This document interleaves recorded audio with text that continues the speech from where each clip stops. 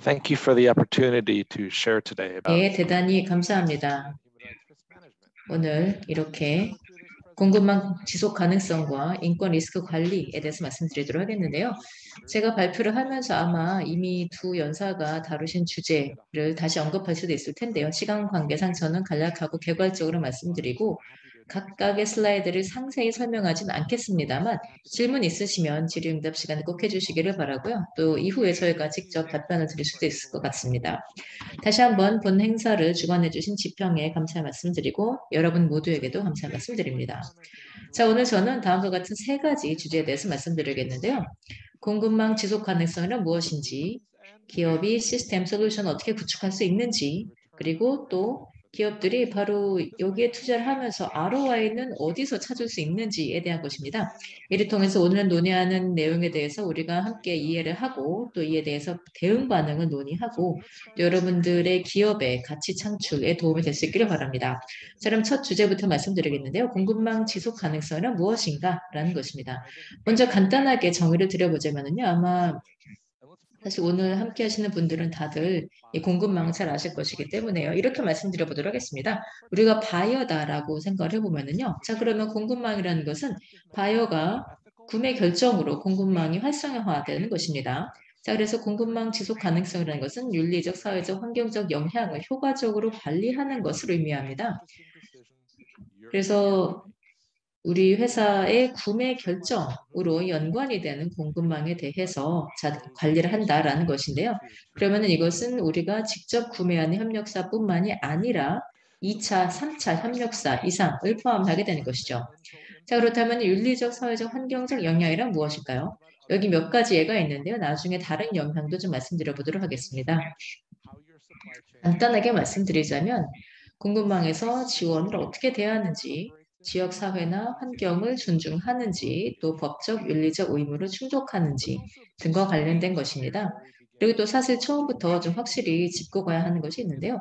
공급망 지속 가능성이라는 것은 이러한 고려 사항이 기업의 구매 프로세스에 어떻게 통합이 되었는지, 또 공급망 전략과 관계에 직접적으로 연관이 되어 있는지, 그리고 또 기업 제품의 품질, 가격, 납품에 대한 기대 등하고도 연관이 되는 것입니다. 사실 이러한 모든 것이 다 상호 연관된 것인데요.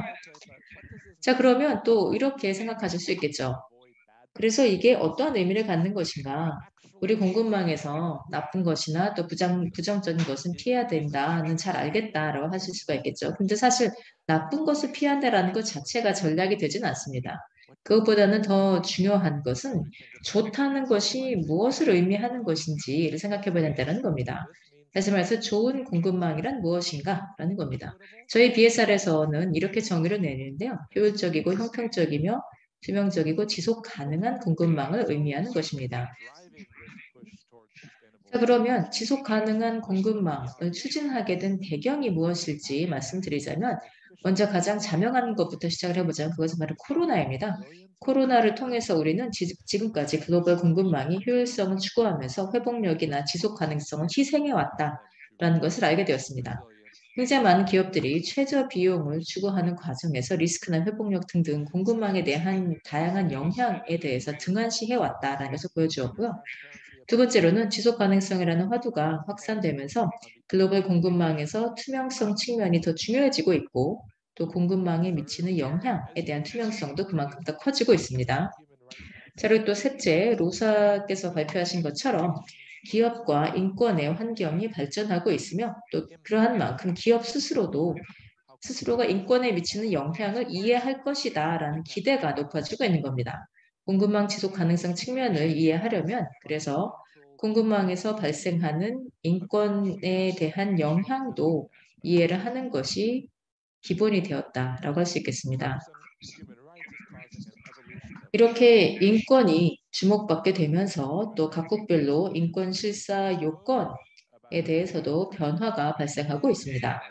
이것은 여러분의 기업은 물론이고 또 공급망 모두에도 영향을 미치고 있는 것이기 때문에 그래서 기업은 기업의 공급망 협력사들의 구체적인 사업에 대해서까지도 이해를 해야 되게 된 것입니다. 더 구체적으로 말씀드리자면요. 또 앞서서 로사께서도 말씀하셨지만 인권이나 또는 현대판 노예제도 등등은 결국 관련된 법에 대해 영향을 미치게 되고요. 그리고 이 경우 모두 역시 기업이나 공급망 모두에 영향을 미치게 되는 것입니다. 여기에 대해서 좀 더 구체적으로 말씀드리자면요. 여기서 중요한 점은 결국은 사실 여러분들의 시장 접근성이라고 할 수가 있겠는데, 그래서 이런 측면에서 보게 된다면 미국 세관 국경보호국에서는 강제 노동을 방지해야 한다라고 규정하고 있는데요. 이 경우에는 면화나 실리콘 등등 원자재에 해당이 되긴 하는데, 뿐만이 아니라 이제는 이 최종 제품도 강제 노동을 통해서 생산된 것이 아니다라는 것을 증명하도록 요구하고 있습니다. 다시 말해서 이제는 보다 다양한 이해관계자들이 공급망의 투명성 강화를 요구하고 또 실사나 책임성 증대를 요구하고 있다라는 것인데요. 여기에 더해서 또 한 가지 중요한 것이 고객들의 기대입니다. 오늘 웨비나의 핵심 주제이기도 한데 고객의 현재 미래 기대사항이 무엇일까요? 이제 뭐 다운스트림으로 보면서 현재 미래 공급망 기대사항을 보게 된다면 결국 기업이 어떻게 누구를 대상으로 판매를 할 수 있는가는 점점 내가 어디서 어떻게 사오는가에로부터 영향을 받게 된다라는 것입니다. 자, 바로 이게 중요한 점인데요. 그래서 바로 이 주제에 대해서 주목하고 투자를 해야 된다라는 것입니다. 자, 그러면 기업들이 자, 알겠다. 그러면 다음에 내가 할 일은 무엇인가? 라고 보통들 많이 물어보시게 되는데요. 그래서 무엇을 해야 되는가라는 것이죠. 그러면은 먼저 첫 번째 원칙으로 돌아가야 되는 겁니다. 공급망은 사실 기본적으로 관계의 문제입니다.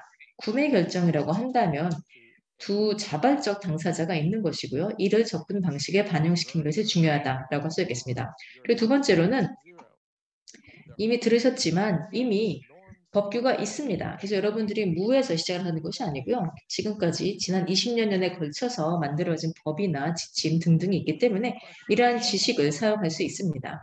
세 번째 질문은 내가 목표로 하는 것이 무엇인가? 라는 겁니다.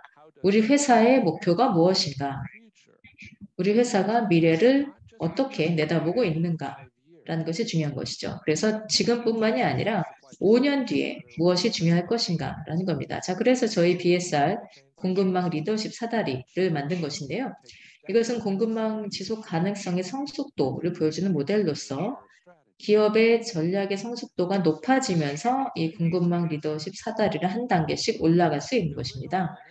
자, 기업이 답해야 하는 질문은 이 문제에 대한 인식 제고, 그러니까 사실 지금 하는 것이 바로 이런 것인데, 인식 제고라는 차원을 넘어서서 어떻게 하면 실제 문제에 대응하고 완화시키고 또 공급망을 전략적 자산으로 전환시킬 수 있는 것인가?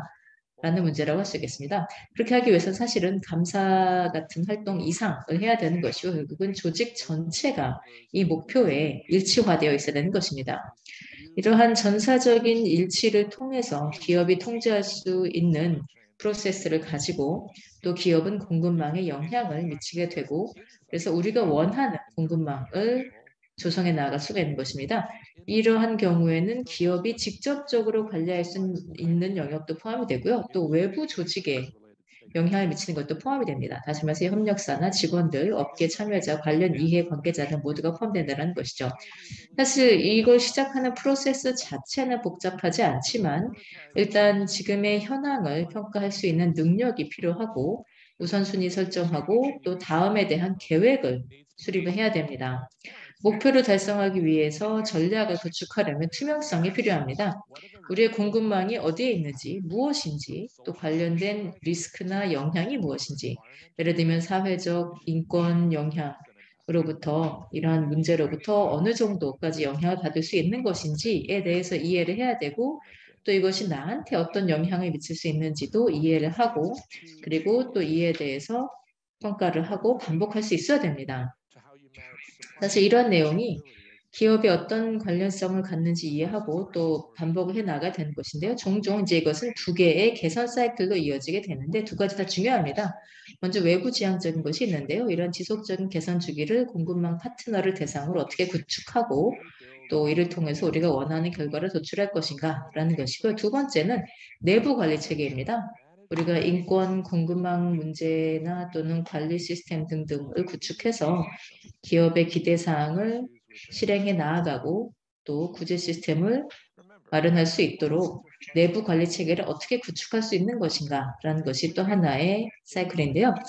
반드시 기억하셔야 하는 것이 공급망은 근본적으로 관계다라는 것입니다. 상생 협력 관계를 만드는 것, 그리고 이것을 구매 기능에 반영하는 것이야말로 우리가 원하는 결과를 얻어낼 수 있는 방법이다라고 할 수 있겠습니다.